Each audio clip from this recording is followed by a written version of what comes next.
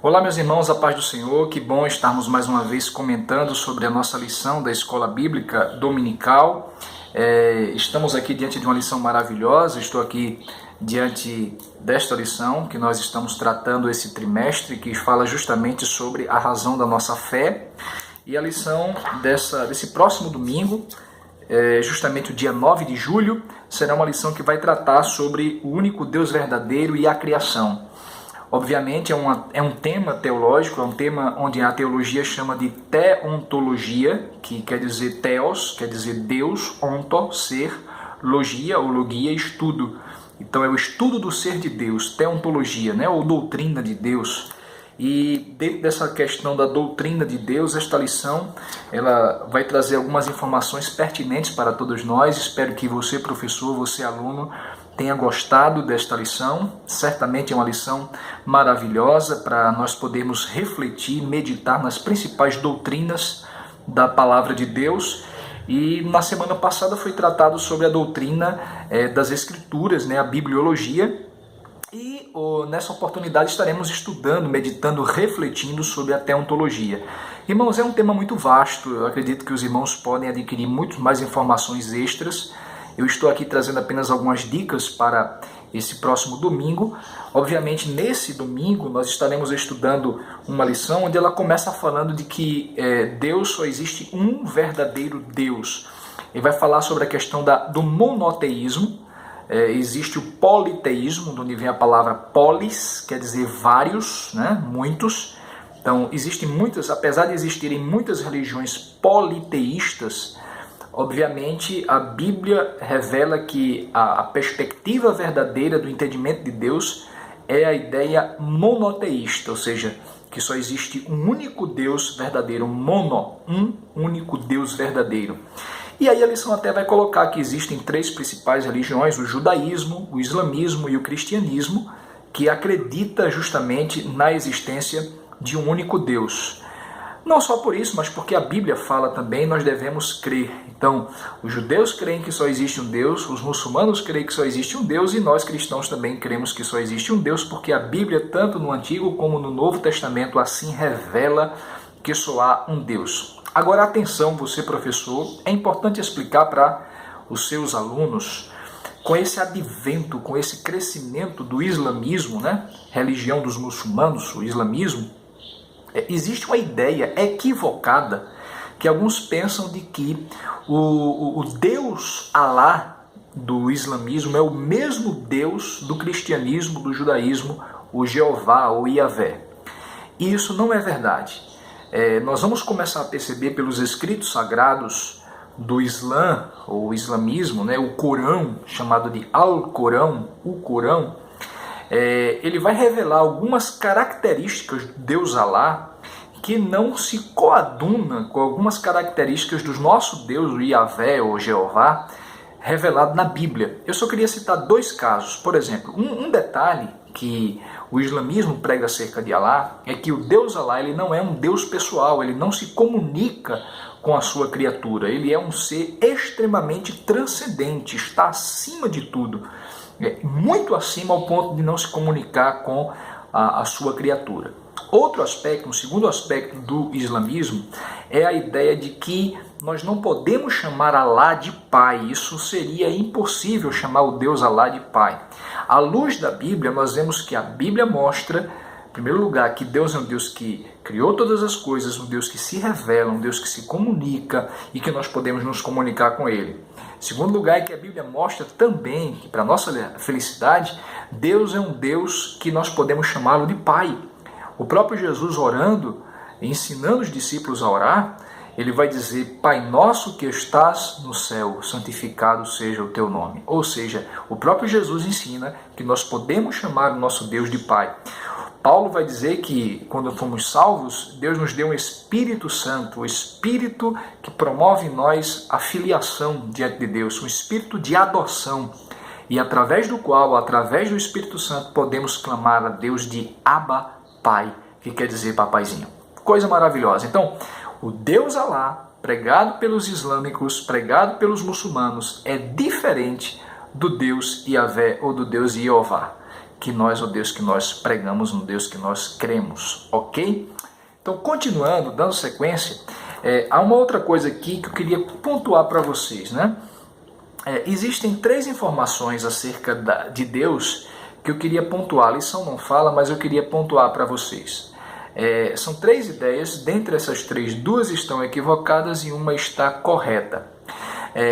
Eu queria falar logo das 2 equivocadas. É a ideia do panteísmo e a ideia do deísmo. Vamos lá, o que é panteísmo? A palavra pan dá uma ideia de confederação, de grande quantidade. Panteísmo vai dizer, teísmo quer dizer Deus, né? Vem de Deus, a ideia do Theos.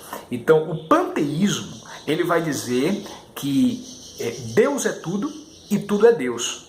Na realidade, quando olha para as coisas criadas, quando o panteísta ele olha para a natureza, quando o panteísta ele olha para os rios, os mares, as plantas, os animais, ao olhar eles dizem assim, rapaz, como Deus é lindo, Deus é isso aqui.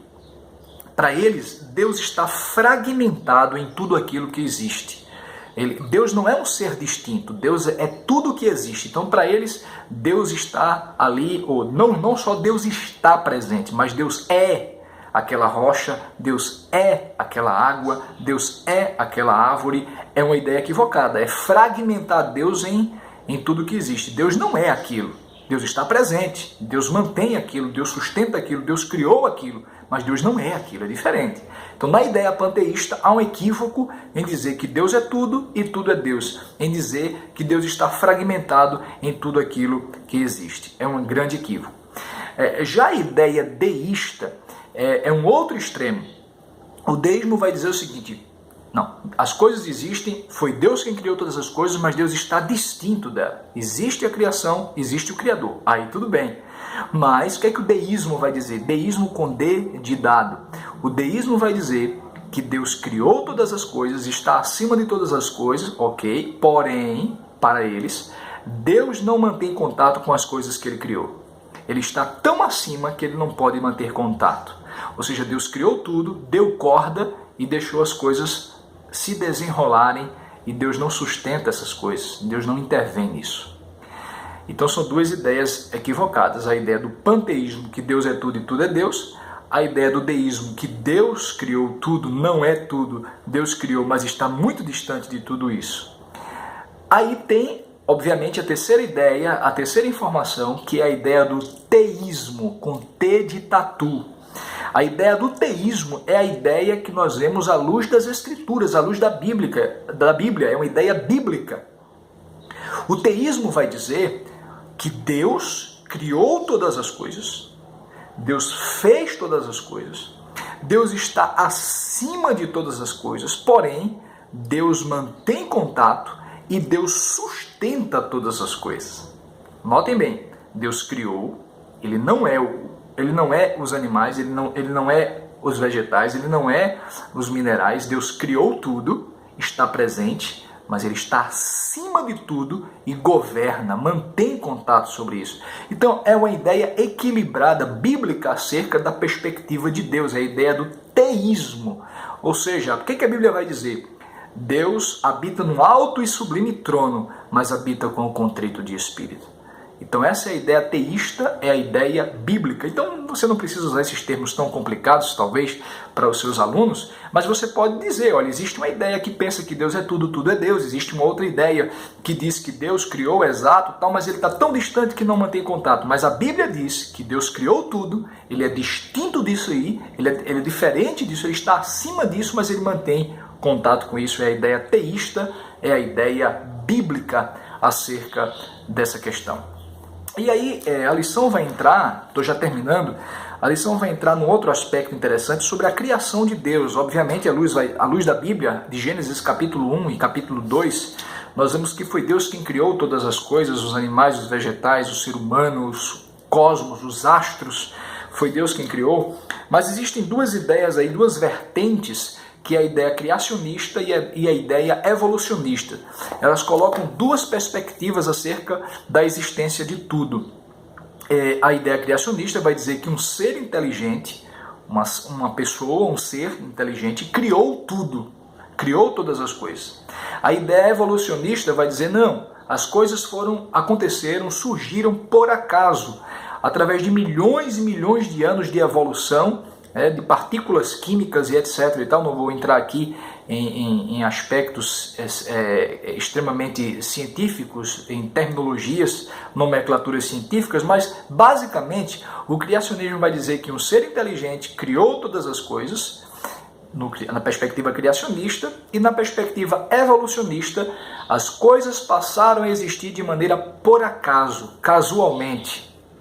E aí, eu vou ser sincero com vocês, eu estudei na época, que chamava antigamente de primeiro grau e segundo grau, e dizia o seguinte, que nas escolas ensinava a teoria da evolução como verdade. Notem bem, no campo da ciência, teoria da evolução, teoria do criacionismo e teoria do evolucionismo.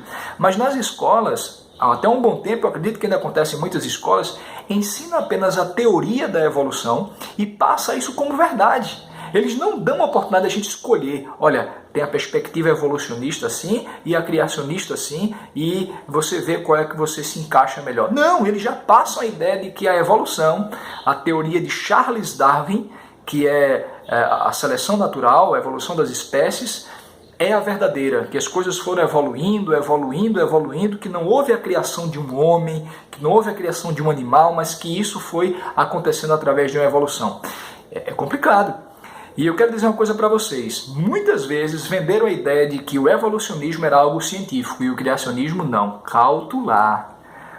Ambas são teorias, né? Existem vários cientistas que têm a perspectiva criacionista. Exato, existem cientistas que acreditam de que as coisas não surgiram por acaso, não é produto da evolução. Eu vou citar um exemplo de um criacionista que é cientista, né? Que tinha essa perspectiva, o grande cientista muito conhecido chamado Isaac Newton. Exato, Isaac Newton acreditava na Bíblia. Isaac Newton acreditava que Deus havia criado todas as coisas. E nem por isso ele ficou menos inteligente, menos sábio, menos científico do que qualquer um outro, como também outros cientistas assim creram. Então precisamos tomar cuidado, que tem muita gente dizendo aí, não, o criacionista ele é anti-ciência e o evolucionista ele é ciência, ele está de acordo com a ciência. Não, ambos são teorias, não estão confirmadas ainda. Agora, independentemente do que a ciência diga ou deixe de dizer, nós cremos, fale isso para os seus alunos, que Deus criou todas as coisas porque a Bíblia é a palavra de Deus e está acima da ciência. E sendo sincero, é preciso ter mais fé para acreditar na evolução do que para acreditar que Deus criou todas as coisas. Porque como é que pode do nada vir tudo? Como é que pode daquilo que não é inteligente passar a vir e a existir aquilo que é inteligente? Então tenhamos cuidado com essas heresias que estão surgindo por aí. Eu quero finalizar aqui rapidinho, só falando para vocês que existem dentro da teologia 3 argumentos que falam da existência de Deus, né? É o argumento, existem vários, claro, mas eu queria pontuar 3 aqui, que é o argumento ontológico, o argumento cosmológico e o argumento teleológico. O argumento ontológico, onto quer dizer ser, ontológico vai dizer o seguinte, que todo ser humano, intuitivamente, ele entende, ele percebe que Deus existe. Todo ser humano, no fundo, acredita na existência de Deus. E é verdade. Pode perceber que ao longo da história, ao longo dos anos, toda a civilização humana, as mais antigas até as mais remotas, sempre atribuiu a fé em alguma divindade ou em algumas divindades. Pode ver os egípcios, os babilônios, os assírios, os incas, os maias, os persas. Pode observar que sempre alguém atribuiu adoração a algum deus ou a alguns deuses. Então, isso está inerente, inato ao ser humano. O crer na existência de Deus, por quê? Porque Deus criou e o homem sabe disso. No fundo, ele sabe que Deus existe. O segundo argumento é o argumento chamado argumento cosmológico. Vem de cosmos, ou seja, o argumento cosmológico vai dizer que tudo que existe no mundo não veio por acaso. Tudo que existe no mundo tem um agente causador, tem uma causa. Tudo que temos aqui hoje não veio, por exemplo, temos aqui um exemplo, a Terra e o Sol. A Terra, ela está numa distância do Sol exatamente correta. Ela não pode estar nem tão mais próximo, nem tão mais distante. Se estivessem mais próximos, nós estaríamos derretidos. Mais distantes, estaríamos congelados. Ora, não somente essa questão, mas muitas outras questões. Será que tudo isso é por acaso? Será que não houve um agente causador que causou essa perfeição de tudo que existe na natureza? Então, o argumento cosmológico. Por fim, existe o argumento teleológico. Ele vai dizer o seguinte, que tudo que existe, tudo que há, foi criado com um propósito, com um objetivo. Algo que viesse por acaso não poderia ter sido criado, obviamente, com um propósito, com um objetivo. Tudo que existe tem um propósito, tem um objetivo. Deus criou você, criou a mim, os olhos nesse lugar, as orelhas nesse lugar, porque tem um propósito, tem um objetivo para isso. O corpo humano vai demonstrar o quanto é importante cada órgão estar em um determinado local.